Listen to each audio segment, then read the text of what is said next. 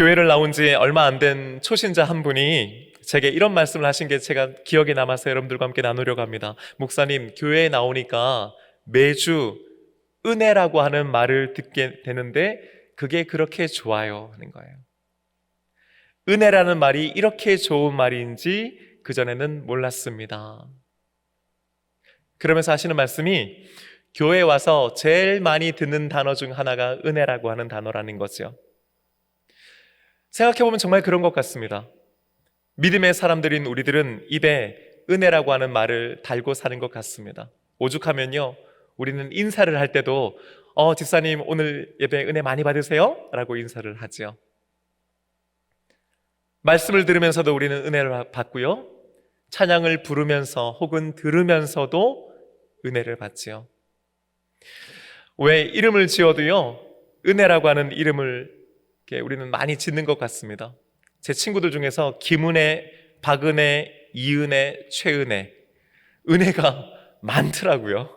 아마 여러분들 주변에도 은혜라고 하는 이름을 가진 분들이 한둘씩은 있지 않을까 싶습니다. 반면에요, 세상에서는요, 생각하는 것보다 은혜라고 하는 말, 은혜라고 하는 단어를 많이 사용하지 않는다는 생각 해보지 않으셨습니까? 기껏해야 어버이 은혜, 스승의 은혜요. 그렇죠? 또 있을까요? 혹시 여러분 주중에 우리 어떤 신앙인으로서가 아니라 그냥 만약에 우리가 믿음이 없는 사람이었다면은, 기독교인이 아니었다면은 과연 우리들의 삶 가운데 은혜라고 하는 단어를 얼마나 사용하며 살까요? 왜 여러분 오늘 하루를 일과를 마치고 나서 오늘은 정말 은혜로운 하루였다 하고 하루를 마치는 분 계세요? 만약에 오늘 월급날인데 사장이 보내주는 월급을 받으면서 사장님 이렇게 월급을 주시니 정말 너무너무 은혜입니다 하는 분이 있을까요? 아니죠. 아우 진짜 멋빠지게 일했는데 왜 돈 이거밖에 안 줘? 이런 생각 우리는 하면서 받잖아요. 그러니까 그건 은혜가 아닌 거죠. 그런데 교회를 오니까요, 은혜를 얘기하는 겁니다. 하나님을 만나 은혜를 알게 되는 것이죠. 그리고 그것이 은혜라고 하는 것을 알게 된 것이 은혜인 줄로 믿습니다. 대림절이 시작되었습니다. 지난주일 설교에서도 제가 말씀드렸다시피 대림절은 교회력은 대림절에서 시작된다고 했으니까요, 영적인 의미에서 사실은 새로운 한 해가 오늘부터 시작된다고 해도 과언은 아닐 겁니다. 아기 예수님의 오심을 기억하고 다시 오겠다고 약속해 주신 주님을 바라보고 기대하는 이 대림절 기간, 전 앞으로 4주에 걸쳐서 위대한 조연들이라고 하는 제목의 시리즈로 말씀을 전하려고 합니다. 그리고 오늘은 그 첫 번째 시간, 여러분들과 함께 예수님의 어머니 마리아에 대해서 살펴보겠습니다. 26절 말씀 보니요, 천사 가브리엘이 갈릴리 나사렛이라고 하는 곳으로 갔다고 말씀에 기록하고 있습니다. 26절 말씀 함께 읽어보십시다. 여섯째 달에 천사 가브리엘이 하나님의 보내심을 받아 갈릴리 나사렛이란 동네에 가서 아멘. 아멘. 갈릴리 나사렛이라고 하는 곳, 여러분 어디일까요? 예수님이 유년 시절을 보낸 곳입니다. 또 있습니다.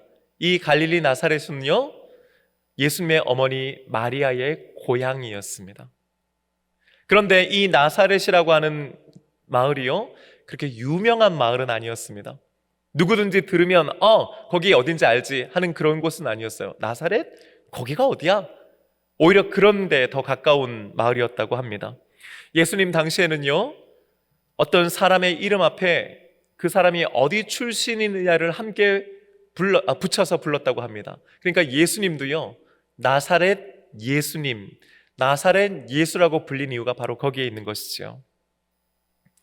요한복음 1장 45절의 말씀을 보면요, 예수님의 제자 빌립이 그의 친구 나다넬에게 달려가서 우리가 그토록 기다리고 염원했던 메시아 구원자를 보았다, 만났다 라고 이야기합니다.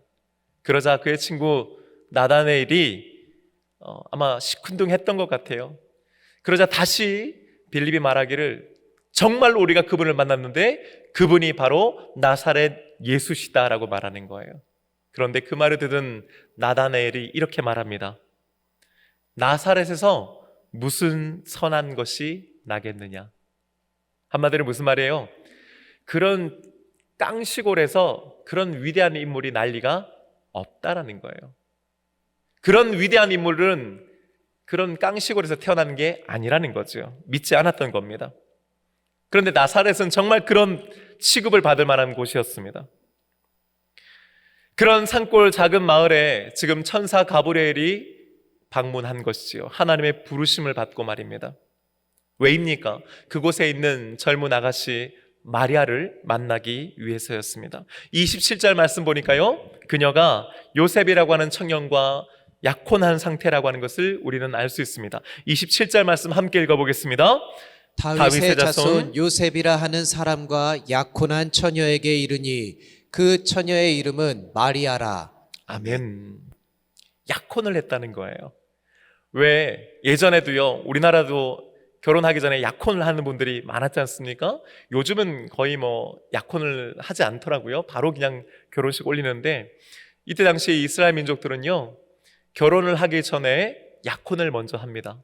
근데 그 약혼을 하고 나서 한 1년간 동안은 그 두 사람이 떨어져서 지내요. 만날 수가 없습니다. 만나는 것이 금지되어 있어요. 그러면 그 시간 동안은 뭘 하느냐? 법적으로는 이미 부부가 된 것이지만은 서로 떨어져서 자신들이 살게 될 집과 살림살이들, 그리고 앞으로 살아가게 될 여러 가지 것들을 준비하는 시간을 갖습니다. 특별히 우리 신부 될 분들은 오늘날 우리로 치면은 신부 수업을 이때 받는 거예요.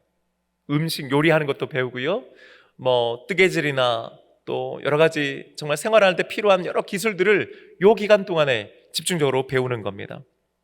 실제로 오늘 우리가 살펴본 이 본문 말씀을 세계적인 유명한 화가들이 그림으로, 작품으로 남겼는데요, 흥미로운 것은 여러 많은 작품들 중에서 유독 이 레오나르도 다빈치가 그린 수태고제라고 하는 작품이 이 장면을 좀 특이하게 그리고 있다는 거예요.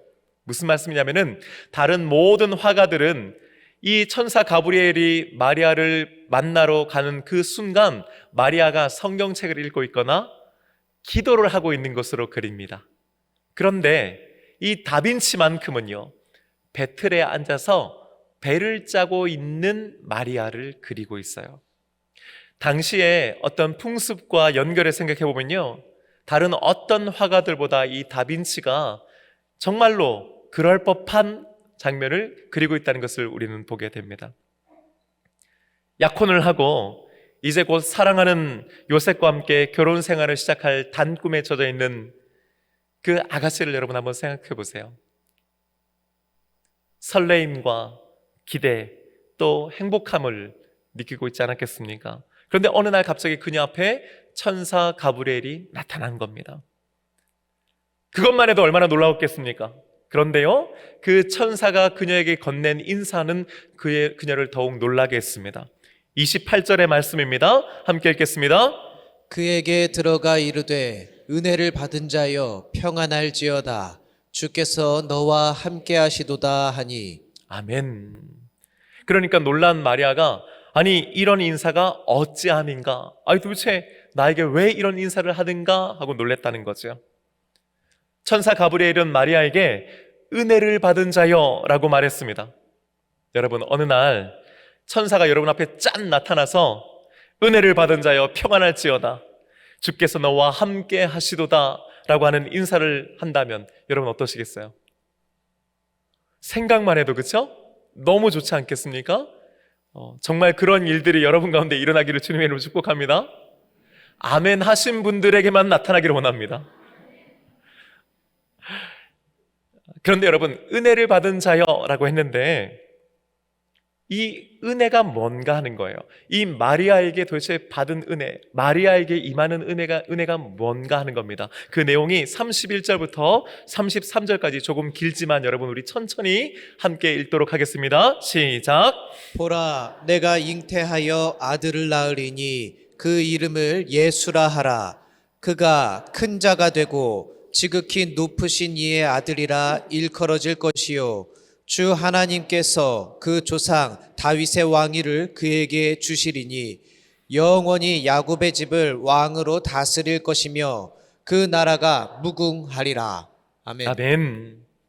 이제 막 약혼해서 결혼을 앞두고 있는 젊은 아가씨에게 은혜를 받은 자여, 너에게 네가 은혜를 받았다라고 말한다면 여러분, 그 내용은요, 뭐 이런 거여야 되지 않겠습니까? 너 이제 앞으로 남편이랑 알콩달콩 잘 살 거다.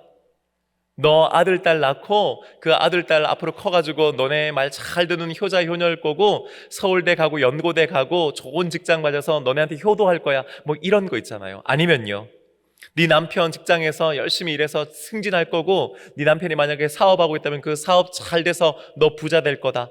너 오래오래 행복하게 산다. 여러분, 이런 게 마치 우리가 생각하는 은혜 아니겠어요? 그런데요, 그런 게 아니었습니다.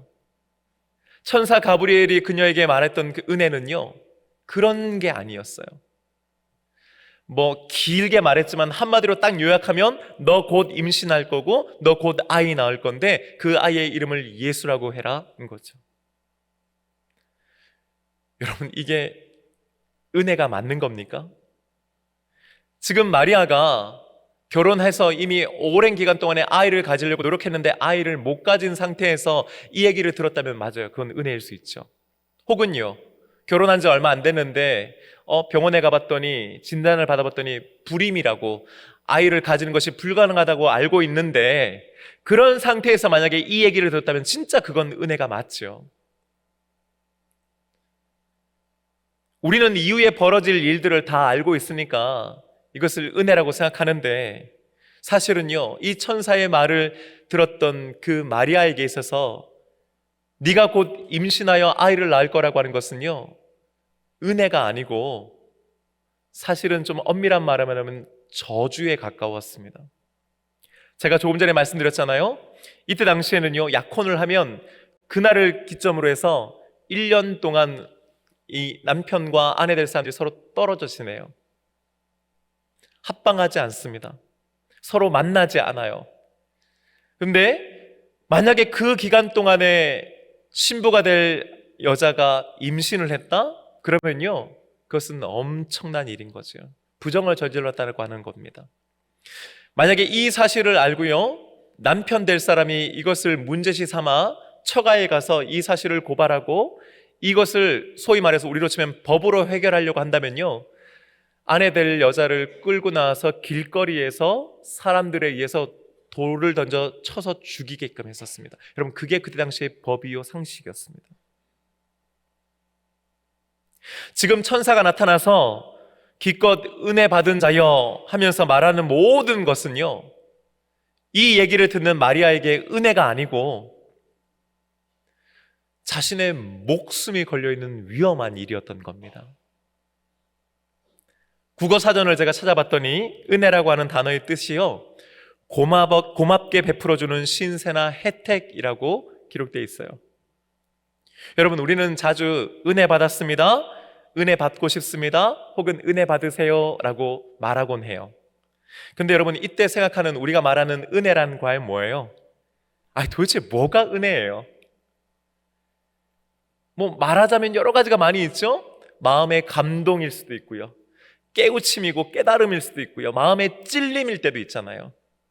왠지 모르게 흘리는 눈물일 때도 있고요, 뭔가 문제가 해결되고 잘 되는 것을 우리는 은혜라고 하기도 하지 않습니까?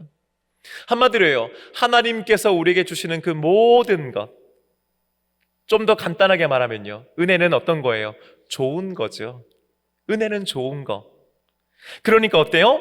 받으면 받을수록 좋고 이왕이면 더 받고 싶은 것이 은혜 아니겠습니까? 그런데 지금 마리아의 입장에서요, 이 은혜가 우리가 말하는, 우리가 받고 싶어하는 그런 은혜가 아니라는 겁니다.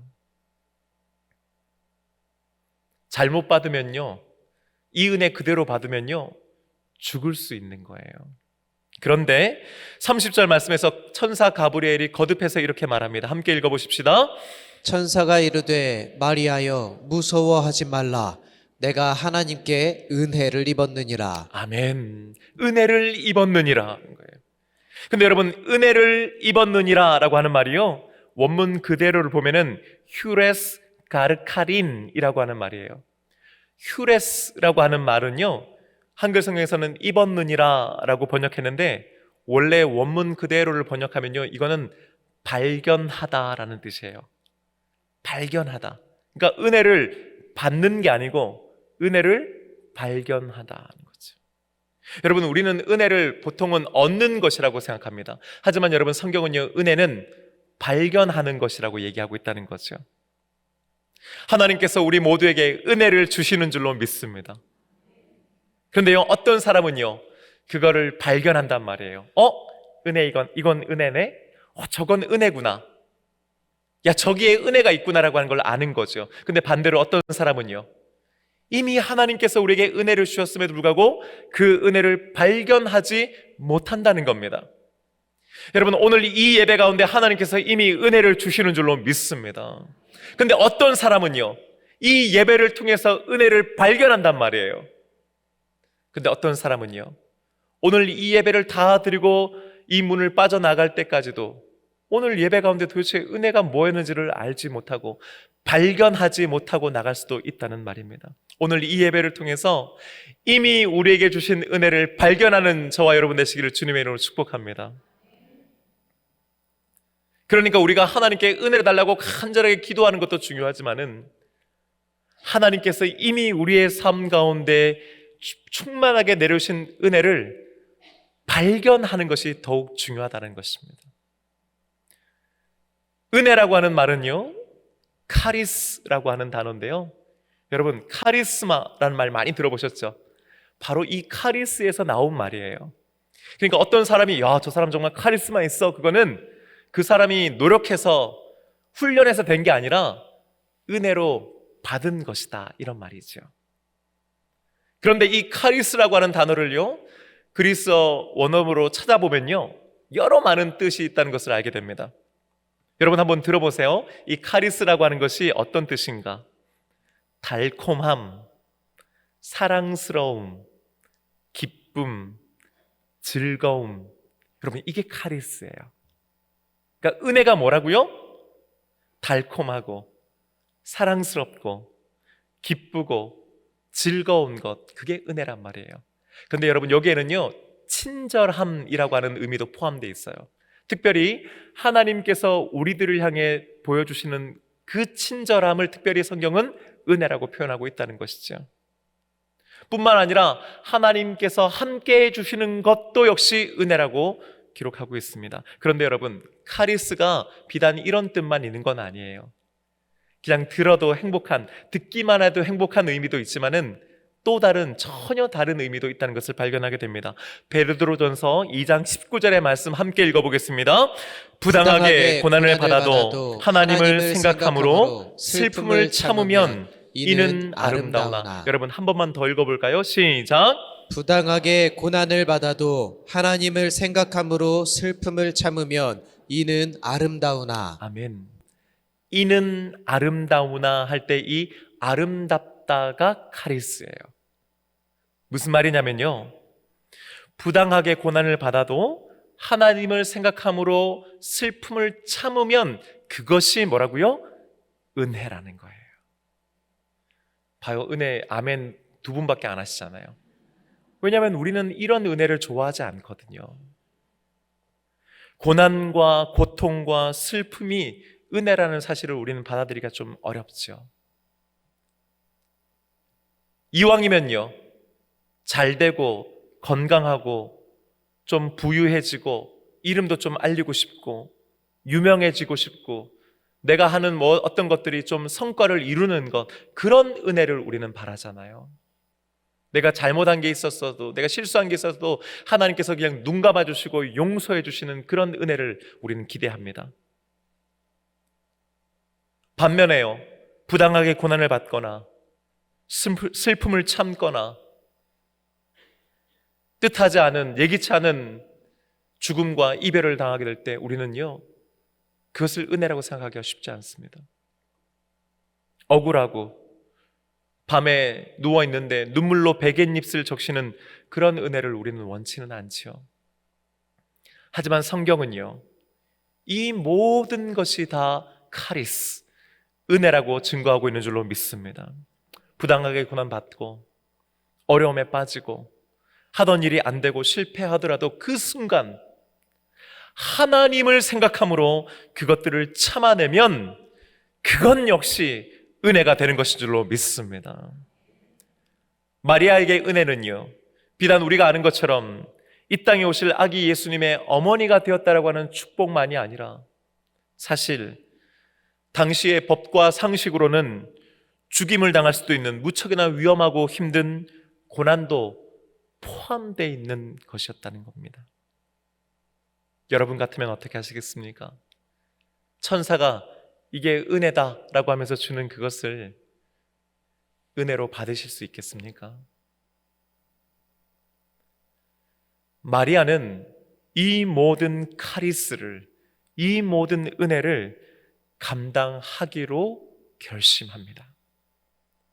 이 결심은 내가 가진 것 중에서 절반을 떼어서 하나님께 바치겠습니다 하는 차원이 아닙니다. 며칠 전에 눈이 많이 왔잖아요. 폭설이 내려서 만약에 주일날 아침 그런 폭설이 내렸는데 나는 주일 성수, 나는 그래도 예배 드려야지 하고 그 눈을 뚫고 오겠다라고 결단하는 그런 정도의 결단이 아니죠. 자신의 생명을 내어놓는 결단입니다.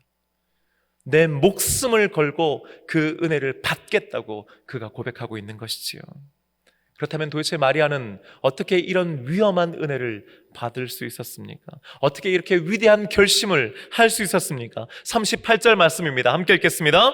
마리아가 이르되 주의 여종이오니 말씀대로 내게 이루어지이다 하매 천사가 떠나가니라. 아멘. 주의 여종이오니, 자신이 주님의 여종이기 때문이라는 겁니다. 마리아는 자기 자신이 누군지를 정확하게 알고 있었던 사람이었습니다. 생각해 보십시오. 그녀는 분명 그의 아버지와 어머니에게 둘도 없는 너무너무 사랑스러운 딸이었을 것입니다. 약혼자 요셉의 소중한 아내가 될 사람이기도 했었습니다. 누구누구의 좋은 친구이기도 했겠지요. 또 어떤 그룹이나 공동체에 소속되어 있는 소중한 일원이기도 했을 겁니다.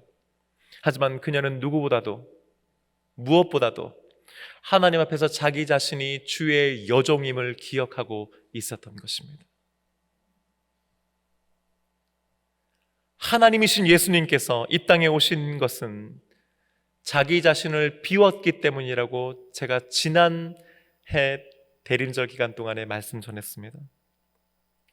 그렇기에 예수님께서는 원래 하나님의 본체이셨던 자신의 모습을 버리시고 종의 형체를 입고 이 땅에 오실 수 있었던 것입니다. 만약 예수님께서 자기 자신을 종으로 여기지 않으셨다면, 여전히 변함없는 위대한 하나님이요 하나님의 아들로만 여기셨더라면 그분은 결코 이 땅에 내려오시지 않았을 것입니다. 그분은 결코 우리를 대신하여 십자가를 지지 않으셨을 것입니다. 그분은 결코 우리를 위해 부활하실 수 없었을 것입니다. 그러면 우리는 하나님의 자녀가 되는 권세 역시 또한 구원을 선물로 받지도 못했겠지요.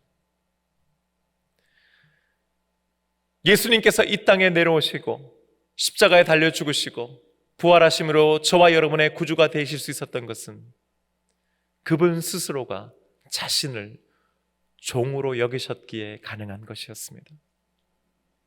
마리아가 오늘 이 엄청난 위험한 은혜 앞에서 한치의 흐트러짐과 망설임 없이 그 부르심에 순종할 수 있었던 이유 또한 그녀가 스스로를 비워 자신이 주님의 여종임을 깨달아 알고 있었기 때문입니다. 여러분은 누구라 불릴 때가 행복하십니까? 여러분은 누구라고 불리기를 원하십니까? 아니, 여러분은 여러분 스스로를 누구라고 부르고 계십니까? 제가 동수원교회 담임 목사가 되고 나니까 어디 가면 제 이름을 불러주는 분들이 참 많습니다. 항상 제 이름 옆에는 동수원교회 담임 목사라고 하는 호칭이 붙습니다. 많은 분들이 알아봐 주시고 알아주시고 인사를 해주십니다. 제가 동수원교회 담임 목사기 이전에 저는 미국 인디애나주에 있는 포트웨인 한마음 장로교회의 담임 목사였습니다. 제가 하는 일은 똑같았습니다. 하지만 그때 제가 섬겼던 교회는 작년 30명 남짓한 작은 교회였습니다. 그때는 누구도 저의 이름을 불러주지 않았습니다. 제 이름 옆에 한마음 장로교회 담임 목사라고 하는 타이틀이 있었으나 그 누구도 저에게 와 인사하지 않았습니다. 어떤 분들은 저에게 말합니다. 송진우 목사 동선교회 담임 목사 되어서 참 좋겠다. 물론 좋습니다, 여러분. 감사합니다. 하지만 동선교회 담임 목사이기 이전에 저는 그리스도인이요, 여러분과 똑같은 성도이며 주님의 종인 줄로 믿습니다. 그것을 잊지 않고 살아가려고 합니다.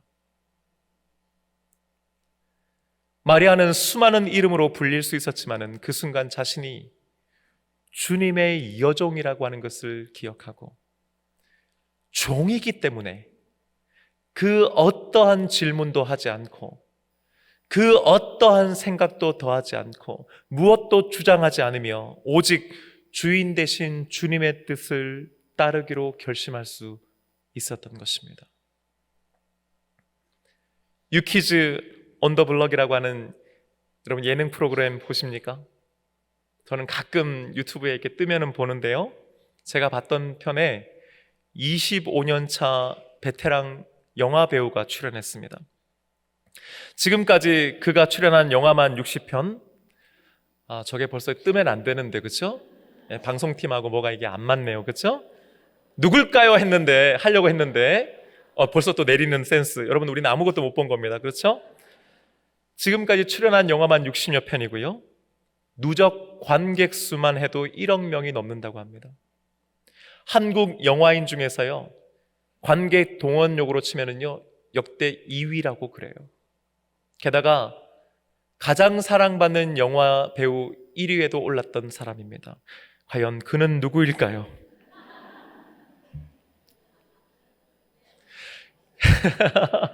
바로 배우 유해진 씨입니다. 네.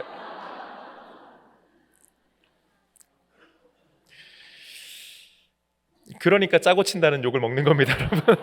성가대가. 여러분, 그는요 27살에 영화 배우로 데뷔를 했다고 합니다. 상대적으로 늦은 나이라고 그래요. 처음에 그가 배우가 되겠다고 부모님께 말했을 때 부모님이 반대하셨답니다. 이유가요, 네 얼굴은 배우할 얼굴이 아니다였다는 거예요. 여러분, 어떻게 부모님이 어떻게 그러실 수가 있었을까요? 특히 아버지는 절대로 반대하셨다는 거예요. 하지만 유해진 씨는요, 배우가 너무 되고 싶었답니다. 부모님이 생각했던 배우는 주연 배우였던 겁니다. 그러니 사랑하는 아들이어도 그 아들의 얼굴로는 주연 배우는 될 수 없는 겁니다. 아버지가 생각하기에 주연 배우가 될 수 없을 바에는 그 일을 하지 않는 것이 맞다고 생각하신 겁니다. 반면 배우 유해진 씨는 영화의 한 장면이라도 좋으니 출연해서 연기를 하는 사람이 배우라고 생각했던 겁니다. 그리고 그것이 되고 싶었던 겁니다.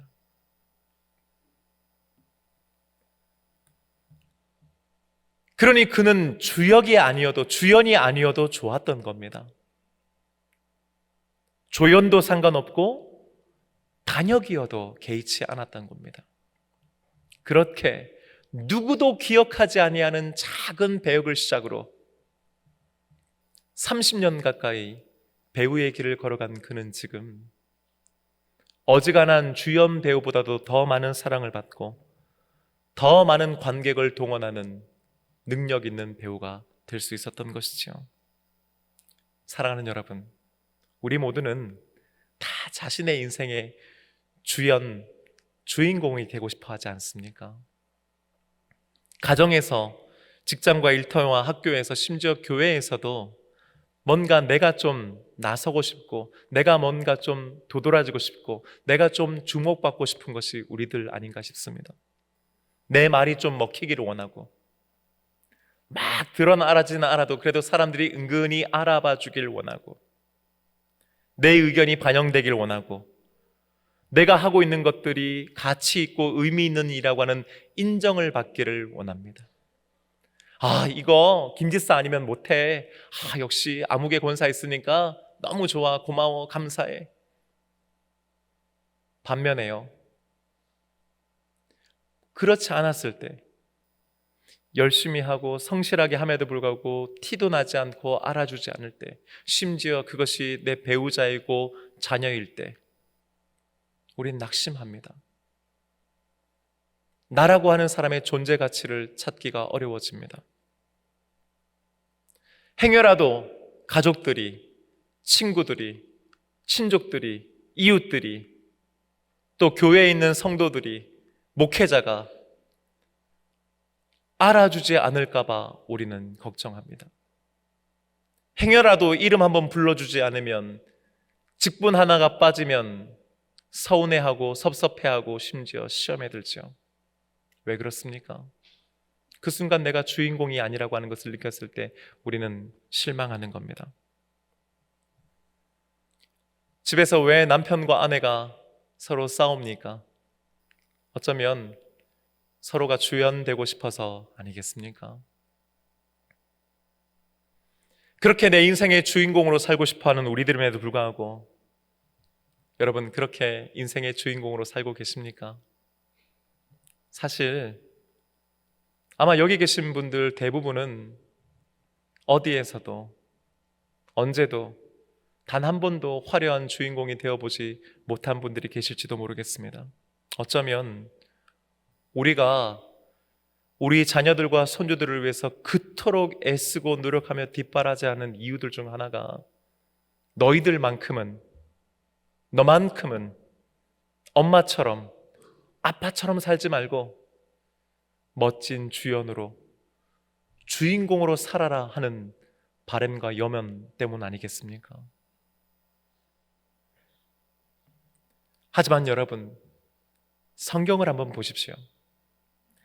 태초에 하나님이 천지를 창조하셨다고 하는 위대한 선언으로 시작되는 하나님의 역사는 주 예수여 오시옵소서 하는 요한계시록 마지막 장으로 끝나게 됩니다.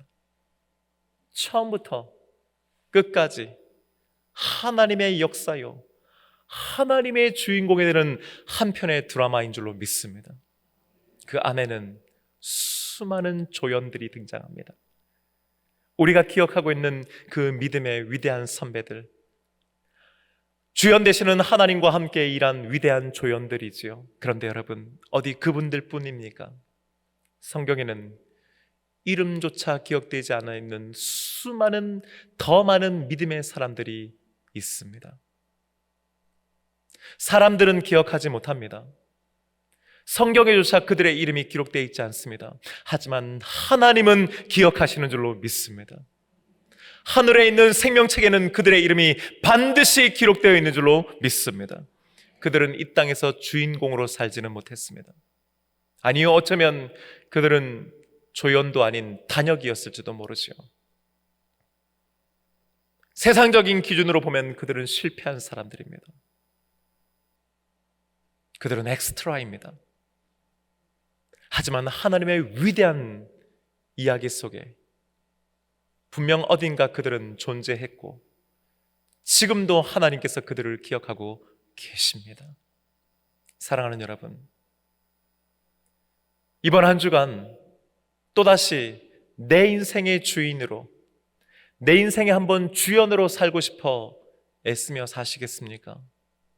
아니면 눈을 들어 하나님의 위대한 역사 가운데 내가 하나님의 그 부르심에 순종하여 내게 맡겨주신 역할이 무엇이든 내가 그것을 감당하며 사는 것에 기쁨과 감사와 보람을 느끼며 사시겠습니까?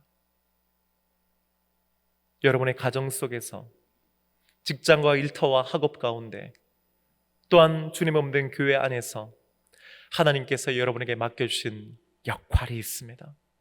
그 부르심이 있습니다.